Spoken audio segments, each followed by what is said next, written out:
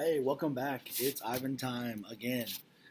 First thing I'm going to do is check back at our last section. It was 38 to 66 ish. So I'm going to flip back. Yep, 66.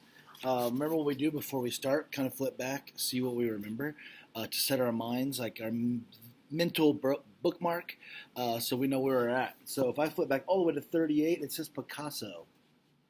So that makes me think of the artist, right? This is when we learned that Ivan was doing some more drawing. He had some crayons. Remember that Julia had given him. Um, Now we kind of go through. He's talking about his visitors that come. Some are mean to him. Some are nice to him.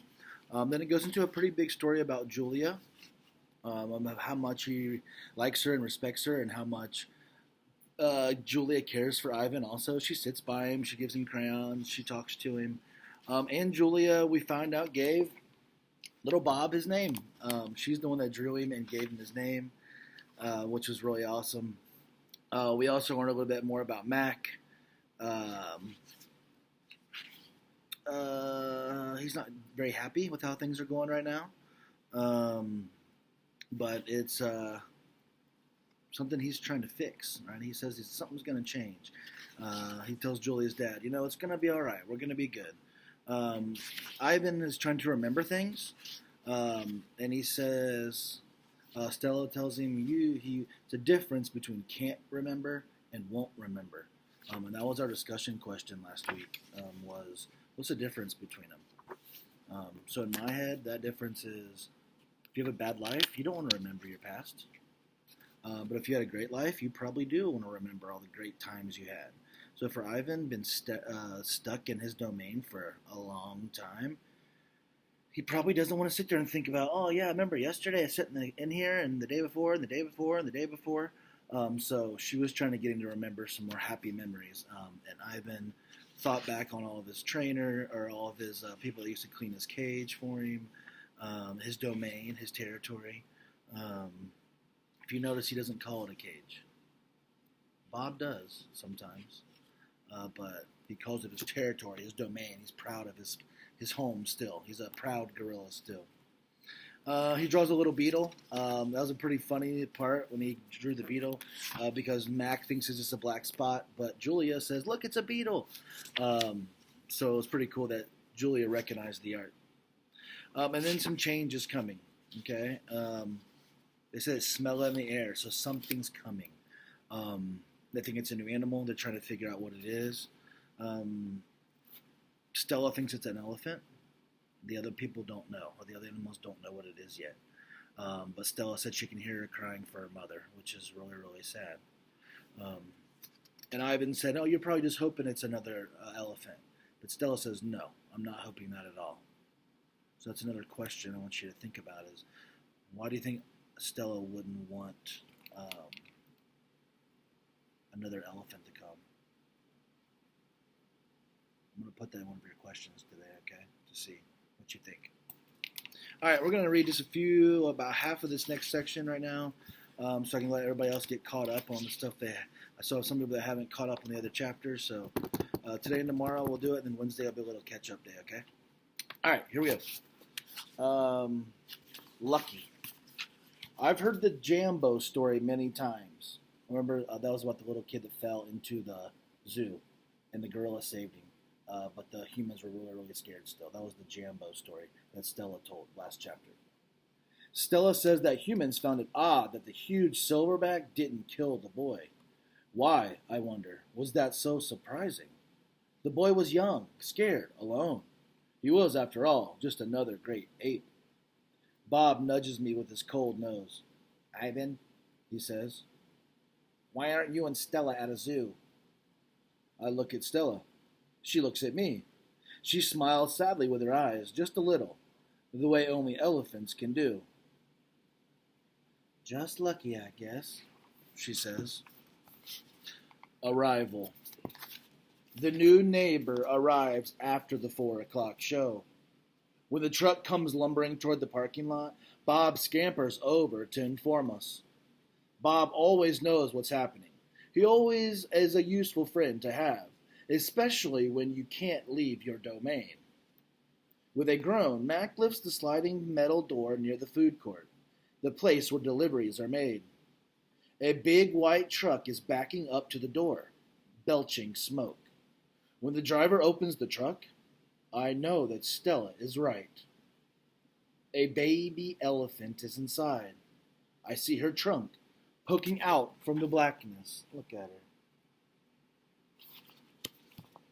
I'm glad for Stella, but when I glance at her, I see she's not glad at all. Stand back, everyone, Mac yells. We got a new arrival. This is Ruby, folks. 600 pounds of fun to save our sorry butts. This gal is going to sell us some tickets. Mac and two men climb into the black cave of the truck. We hear noise, scuffling, a word Mac uses when he's angry. Ruby makes a noise too, like one of the little trumpets they sell at the gift store. Move, Mac says, but still, there's no Ruby. Move, he says again. We ain't got all day. Inside her domain, Stella paces as much as she is able. 2 steps one way, 2 steps the other. She slaps her trunk against the rusty metal bars. She grumbles. Ooh, she's mad. Why do you think Stella's mad? Stella, I ask, did you hear the baby? Stella mutters something under her breath, a word she uses when she's angry. Relax, Stella, I say. It'll be okay. Ivan, Stella says, it will never be okay. And I know enough to stop talking. And Stella is upset. I can't wait to hear what your response is to that. Why is she so upset? Just making little notes. Stella helps. The men are still yelling. Some of yelling is at each other, but most of it is at Ruby.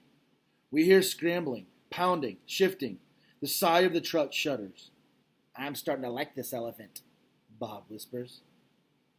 I'm getting the big one, Max says. Maybe she can coax this stupid brat out of the truck.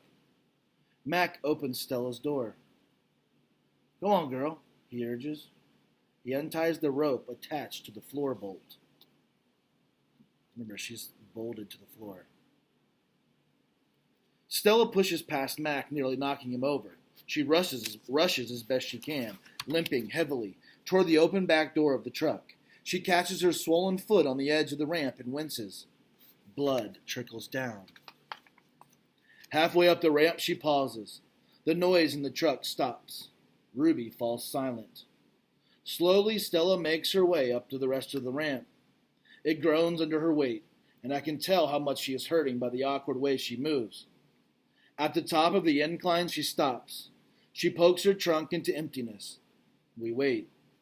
The tiny gray trunk appears again. Shyly, it reaches out, tasting the air.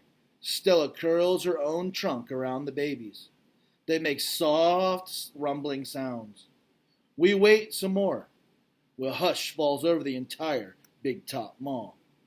Thud, thud, step, step, pause, step, step, pause.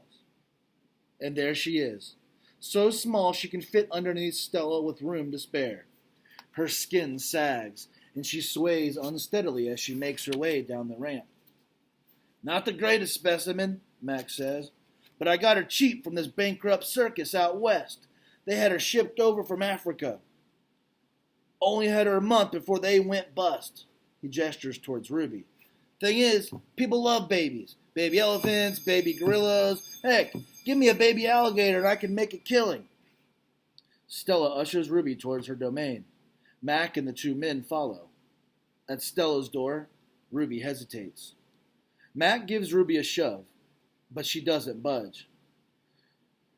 Doggone it, get a clue, Ruby, he mutters, but Ruby isn't moving, and neither is Stella. Mac grabs a broom. He raises it. Instantly, Stella steps in front of Ruby to shield her. Get in the cage, both of you, Mac shouts. Stella stares at Mac, considering. Gently, but firmly, using her trunk, she nudges Ruby into her domain. Only then does Stella enter. Max slams the door and shut with a clang. I see 2 trunks entwined. I hear Stella whispering. "Poor kid," says Bob. "Welcome to the Big Top Mall. Exit 8. Big Top Mall and Video Arcade. Home of the one and only Ivan." Wow. What a welcome for their new baby elephant. Max seems a little stressed out. Ruby doesn't seem so good. How she looks. Seems a little scared. Stella is not very happy. Ivan seems a bit confused and not very happy. And Bob realizes yet again, here's another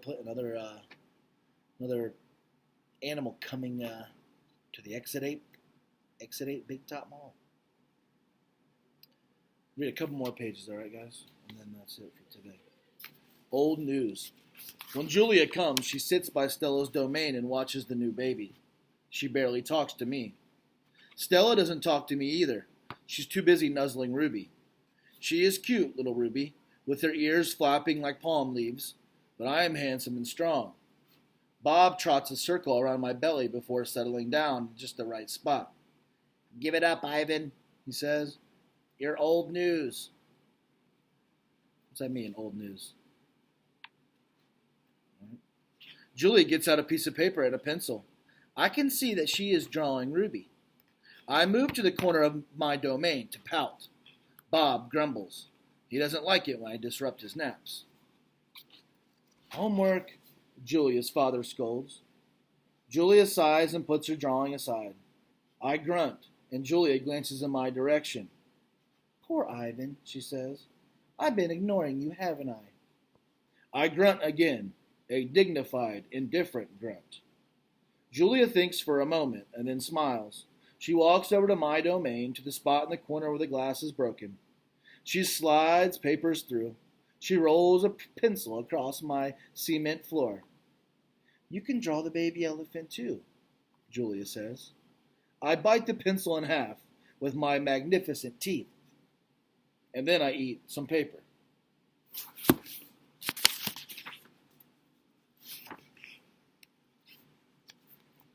Tricks. Even after Julia and her father leave, I try to keep sulking, but there's no use. Gorillas are not, by nature, pouters.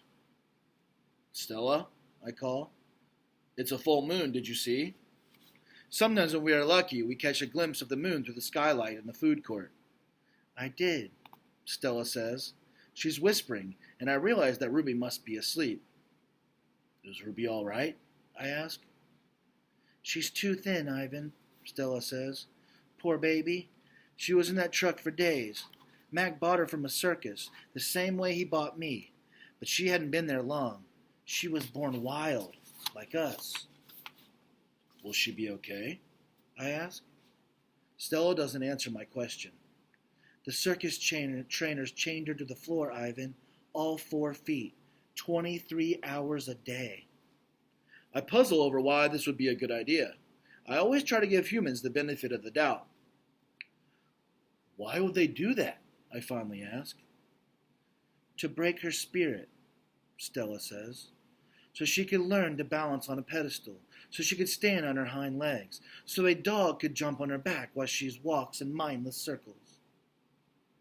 I hear her tired voice, and I think of all the tricks Stella has learned. So we're going to stop there. A little introduction to Ruby, guys. So I'm going to put some questions on here, maybe some discussion questions, some questions for you to think about. But that's it right there. That's our little introduction to Ruby, being welcomed in, dragged out and yelled at and brought out by, at least Stella got her out. Stella says she's not looking so good, but she was a wild elephant at one time, but now she was bought from a circus, and now she's there. All right, that is it, and we'll talk about this, and I'll see what you guys think.